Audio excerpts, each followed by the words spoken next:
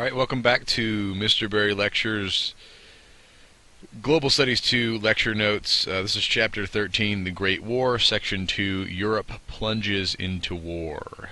Originally, this lecture is from March 23rd, 2015. One short note on the first slide here. I do realize that that is an American with an 03 Springfield, which really we won't be talking about today very much.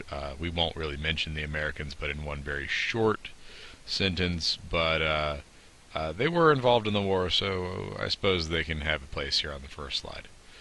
All right. Setting the stage. By 1914, the Triple Entente and the Triple Alliance were facing each other on the eve of war.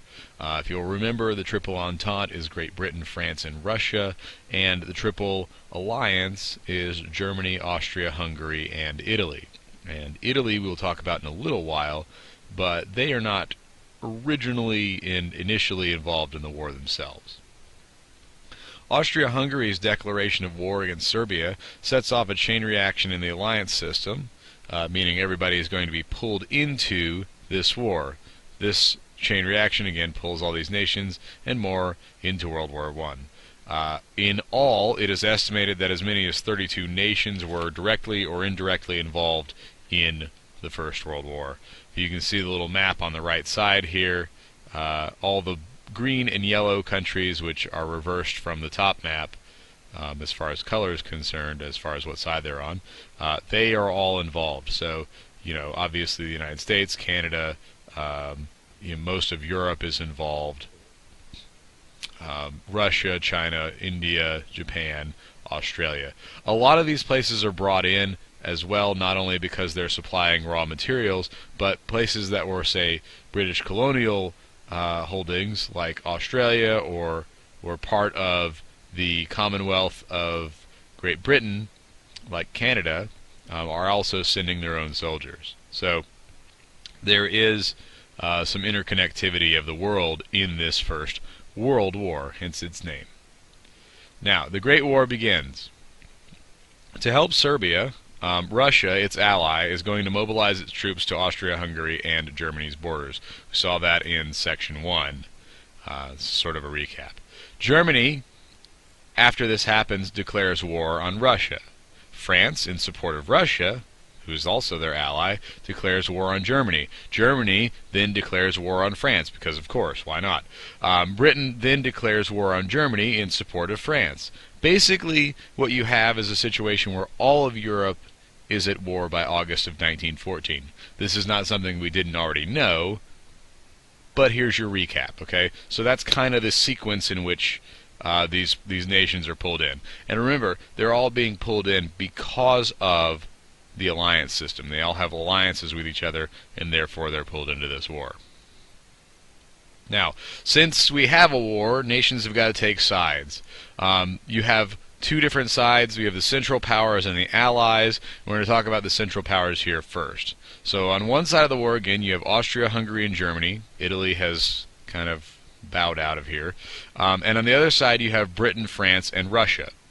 So basically, essentially the nations that were in the Triple Entente and the Triple Alliance. Germany and Austria-Hungary were called the Central Powers because of their location in Europe. If we pop back to the first informational slide here, you can see Germany and Austria-Hungary are literally in the middle of Europe. It's not a very creative term, so the historians had that correct. Now, the Ottoman Empire, I should mention, also joins this, let's say, confederation of states that are fighting for the Central Powers because it wants to attempt to regain some territory. We talked about in our notes on imperialism how the Ottoman Empire was becoming very weak. A lot of countries were breaking away from it. We saw that in Section 1. That Serbian area, those nations are all breaking away in the Balkans, were parts of the Ottoman Empire, and the Ottoman Empire wants those back, so they're taking this opportunity to try to take them back during World War I. Now, Central Powers is one of your vocab terms. It is when in World War I, the nations of Germany and Austria-Hungary, along with other nations that fought there on their side. So that's The three gentlemen that are up here are, of course, Kaiser Wilhelm II, Mehmed V of the Ottoman Empire, and Franz Joseph, the Emperor of Austria-Hungary. Okay. Again, on the other side, you have the Allies. The Allies are, of course, composed of Britain, France, and Russia, who were members of the Triple Entente. But they, during the war, get the name the Allied Powers, or more simply, the Allies, which is one of your vocab words. In World War I, the nations of Great Britain, France, and Russia, as well as other nations, such as the United States, where we live, that fought on their side. We should mention here that Italy also joins the Allies later on. In 1914, they were officially a neutral country at the beginning of the war, but they joined the Allies later because they accused Austria, Hungary, and Germany of starting an unjust war. They didn't believe in their cause. Japan, I should mention, and this blows a lot of people's minds, Japan also joined the Allies due to their alliance with Britain. They had a military alliance with Britain, so they actually fight on, quote-unquote, our side during the First World War. Not as much in the second one. The U.S., we should mention, this is the only mention the United States will basically get today. The United States of America would join in much later in the war in 1917. Around the beginning of the war, the United States was isolationist. We were officially a neutral country, but we would join the armed conflict of World War I in 1917. We did, I should mention, send some supplies to France and England, so we weren't officially neutral, really, but we kind of tried to portray ourselves that way. But we didn't join as far as an armed nation in Europe until 1917. Now let's talk about how the war kind of progressed, what it was like, sort of the conditions of World War I, so to speak. Most people honestly thought World War I would be a quick war. They thought, like a lot of other European conflicts, that World War I would be a few months, maybe at the longest, that it would go quite quickly. They didn't really see this long projected, extended war that World War I became. However, by the fall of 1914, it became clear to most everyone that this war would not be quick, and stalemate was quickly developing on what is called the Western Front between France and Germany. Western Front is one of your vocab terms, and you can kind of see it on this red line over here. This is the general area of the Western Front between the forces of Germany and France, and also Belgium and England. Western Front is defined as, for your book, in World War I, the region of northern France where the forces of the Allies and the Central Powers battled each other. Okay. The conflict grinds along. Since, again, this is not going to be a short war, let us know. We'll look first how it began, and then how it progressed. Germany had created a war plan. It knew, of course, and we saw this in Section 1, that it might have to fight a war on both sides of itself, on the east and the western coasts, or borders more specifically of Germany. And they had created a war plan for this reason called the Schlieffen Plan. And the Schlieffen Plan basically was to quickly defeat France in the west, and then rush to the east to take on Russia. Again, France and Russia are allies, so they knew that if they had begun a war with either of them, they would more than likely have to take on both of them. So let's defeat France first, they're the main threat, and then take out Russia. That was the Schlieffen Plan. Now, they figured that they could do this mainly because Russia's railroads were not as good as most of the rest of industrialized Europe, and they would therefore be very slow to get ready, and so that would give them some time to take on France first and then go and take care of them second. The Schlieffen Plan is also one of your vocab terms. It is a military plan, Germany's military plan, which, by the way, is the mind child of this gentleman right here, Alfred von Schlieffen, who's one of the high military command of Germany. And the plan was, at the outbreak of World War One, they would rapidly beat the French and then move east to fight the Russians, like I said. So there's your vocab term. Okay, the conflict grinds on, part two. It appeared initially in the war that the Germans would quickly beat France. They had a lot of success in early military conflicts, at least small ones. But the first Battle of the Marne would quickly prevent a swift German victory. The Battle of the Marne is the first great clash of World War I, and it resulted in a pretty clear Allied victory. It is sometimes also noted as the most important battle of the war because it actually ruins the Schlieffen Plan and gave Russia time to actually invade Germany. Had they not won the battle, had the French not won the first Battle of the Marne, it is probable, if not likely, that the Germans might have taken over France. They would have swept into Paris, and the situation would have been very similar to what occurred in World War I, where Germany pretty much occupied France and took over. That would have, of course, given them the ability to go take care of Russia, and the Schlieffen Plan would have been intact. However, because they did not win this battle, that was pretty much in ruins. Another fun fact about the Battle of the Marne here, and this might be a bonus question on your test, so you may want to make note of this, but many French soldiers at the Battle of the Marne were actually brought to the front lines by taxi cab. There was kind of an insufficient amount of transportation or that kind of thing there to get them to the exact battlefield, so many of them took taxi cabs to the front, which is just sort of interesting, different kind of fact there, I think. Alright, so the Battle of the Marne is kind of different in the sense that it's more of a traditional battle. Most of the war is fought, at least on the Western Front, is fought in trenches. And a good deal of it on the Eastern Front, which we'll talk about later as well. But whenever you think World War I, most of the time people think, oh yeah, trench warfare, right? Yes. Okay, so by early 1915, the Western Front had degenerated into this kind of warfare called trench warfare. There were hundreds of miles, if not, possibly thousands of miles of these man-made dug trenches in the battlefield. That is primarily where men slept and lived and worked and fought during this war. And life in the trenches was horrible, to put it lightly. It was very muddy, it was unclean, it was wet in a lot of cases, especially the trenches around Flanders were noted for being exceptionally damp.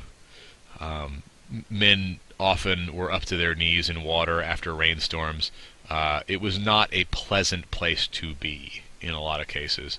I am going to not show you a picture of this, but just so that if you're watching on YouTube, you don't immediately have to throw up.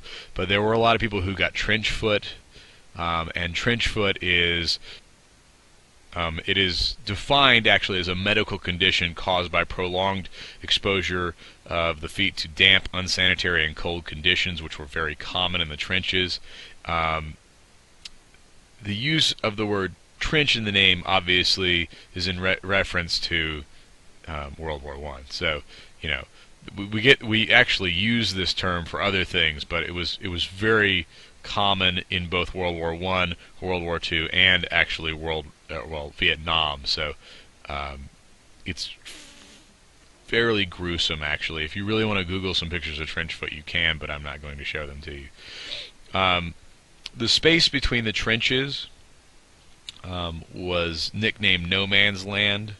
The reason for this is a great many soldiers died outside the trenches. If you went, over the top, as they say, and you went out into the middle of the trenches between your forces and the others, you were very likely to be cut down by machine gun fire or hit by shelling or some other manner of deadly force that was going to take you out. You were much more likely to live, maybe not very well, if you stayed in your trench. It is for this reason, by the way, that there's constant shelling, that sleep was also nearly impossible. You could attempt to sleep I suppose if you got really used to it. But shells, as you may be familiar, are very loud and unpleasant to sit around. Trench warfare, by the way, is one of your vocab words. It is a form of warfare in which opposing armies fight each other from the trenches dug in the battlefield. Now, here's a little photo of no man's land. A lot of the area between trenches tended to be very desolate, bombed out areas. Any vegetation that had existed there was either burned down or destroyed.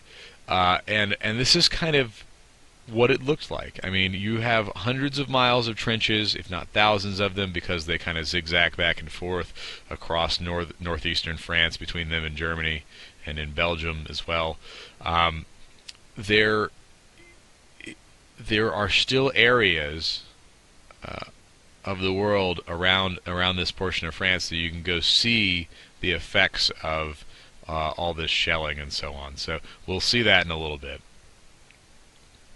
Now, it is here I would like to mention a couple of the new tools of war that become evident during World War I. Many implements of war came of age, I'd like to say, during the First War.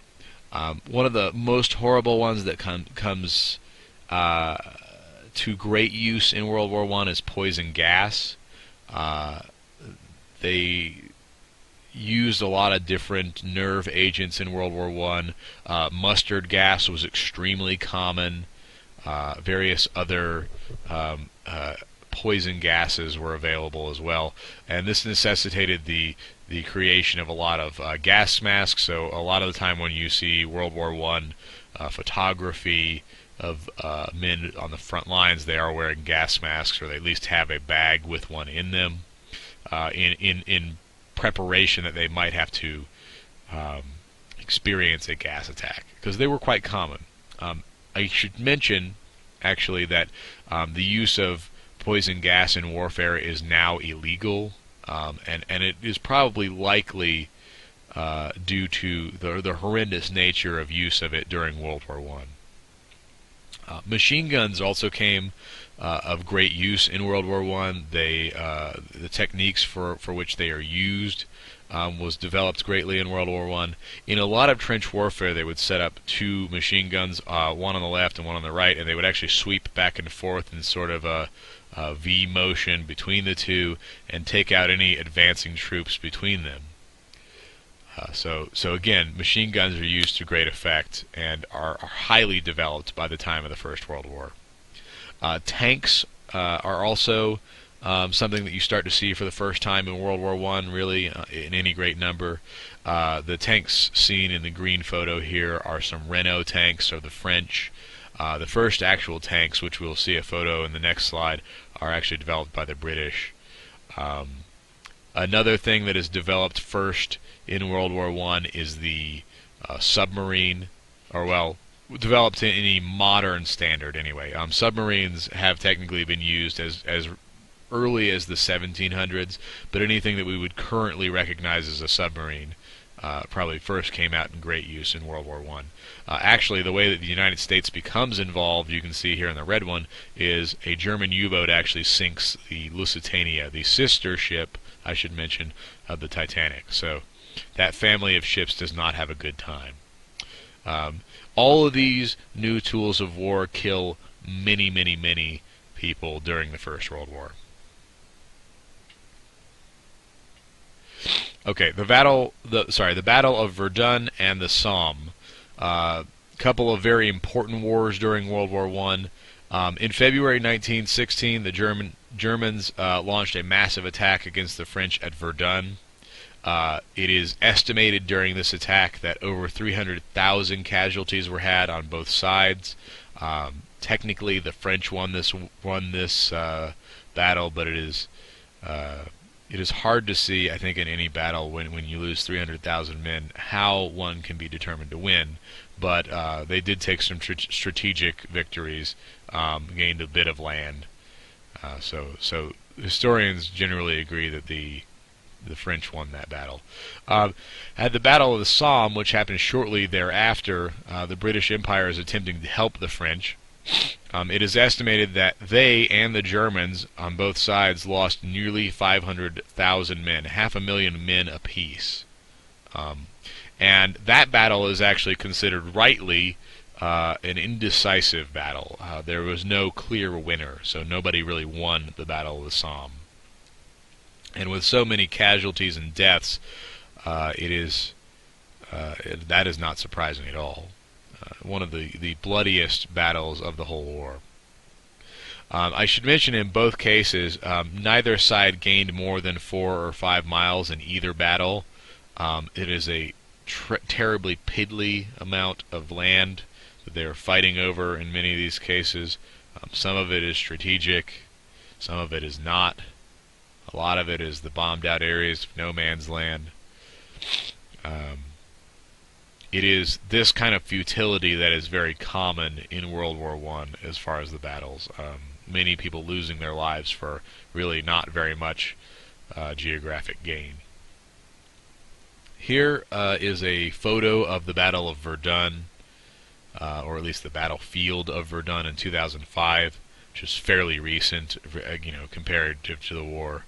This photo is shown essentially 90 years after the Battle of Verdun, and you can see the landscape is still scarred by all this shelling. All the small little lakes, ponds there are really just shell holes, which is sort of a deep thing there. I mean, the fact that 90 years later a war can still be seen, or the scars of war on the landscape are still visible, is kind of striking. Alright, since we've talked about the Western Front, let's look briefly at the Eastern Front. The battles taking place on the borders between Russia and Serbia and the Germany, Austria, Hungary, and the Turks is generally called the Eastern Front. That above there is your vocab word, so just if you don't have it, write that down. This front was generally more mobile. It moved around a bit more, but many people still died on that front as well, but stalemate and slaughter were still common. I should also mention that the Eastern Front is sometimes called the Frozen Front because it was really, really, really, really cold. And you can kind of tell this from this German soldier over here, who is, let's say, well dressed for the situation. Okay, some early fighting on the Eastern Front. At the beginning of the war, Russia had attacked both Austria, Hungary, and Germany. They're the first to mobilize, actually. And Germany, to its credit, was able to crush most initial Russian advances. Russia did not do real well against Germany. Russia did, however, do a little bit better against the Austrians. It won a few military battles against them, but they were also eventually pushed out of Austria by late 1914. Russia is going to, more than a lot of the other nations, kind of struggle in their military operations. By 1916, Russia's army is actually near collapse already, and the reason for this is, unlike other nations, Russia was not really industrialized. They hadn't fully gone through an industrial revolution there. It is a very large country to industrialize, so they had a lot of struggle getting to that point. It also makes it very hard for them to keep up with wartime production. They can't make the uniforms, the boots, the ammunition, the firearms that they need to make. Russia actually, just as a piece of trivia that I happen to know for no apparent reason, Russia put in actual contracts with the United States. Remington Arms Factory actually had to make Mosin Nagant rifles for Russia during World War I. We got some of them shipped out. Westinghouse, actually, Remington Westinghouse, made some of these rifles for them, and they're also isolated from their allies. France and Britain are not able to give them supplies. They're being cut off by the Turks in the Mediterranean, and of course they're being cut off by the country of Germany because they're on the Western Front already. So there is no real contact or supplies coming from their allies. They kind of have to go it alone. Russia's only real advantage is the fact that it is an incredibly large country, and it is a very large population, and thusly a rather large army. This army ties up a lot of German and Austrian soldiers, which is extremely helpful to the people fighting on the Western Front. They don't have to fight the full force of Austria and Germany and or the Turks. They only have to fight a portion of it. So Russia is extremely helpful in that particular sense. The war would, of course, spread to Africa and Asia, South America.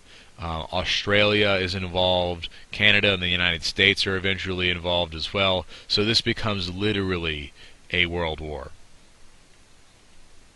Now, so that we're not completely depressing during this notes, there is an extra bit here. The Christmas Truce of 1914. Now, on Christmas Eve and Christmas Day of 1914, British and German forces called a truce or ceasefire and came together to celebrate in no man's land, in between the trenches. It is, of course, one of the very few peaceful interactions of the war. And then I will insert a video here.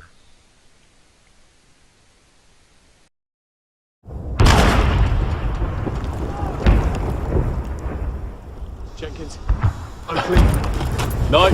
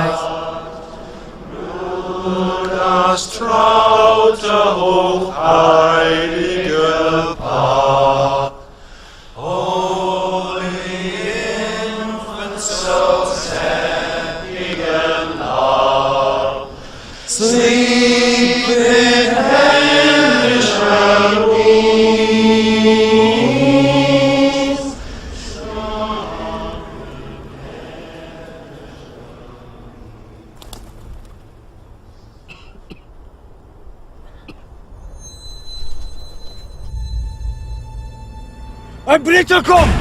Ein Briter kommt! Jim? Jim, don't do it! Halt! Er ist nicht bewaffnet!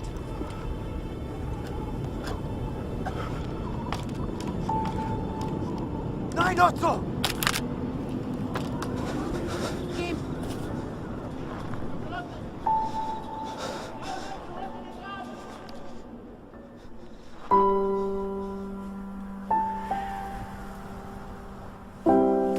My name is Jim.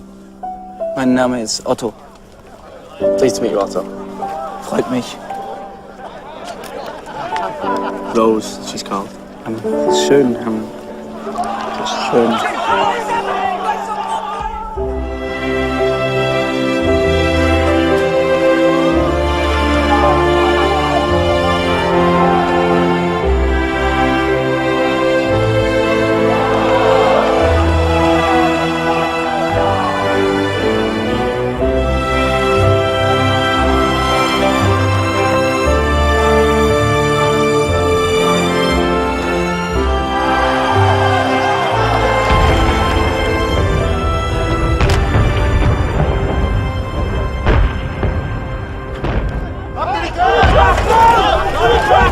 Danke.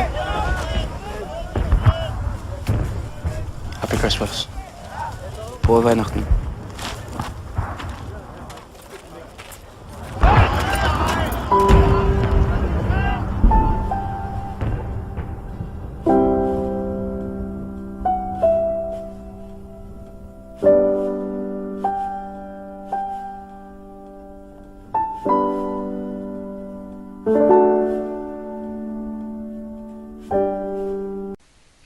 Of course, then after the war, after the truce, they had to go back to war.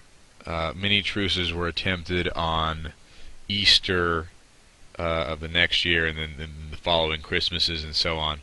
However, those did not go well. So 1914's Christmas truce is one of the few pleasant interactions between the forces. Thanks for listening today. Thank you for, if you were behind, coming and getting your notes.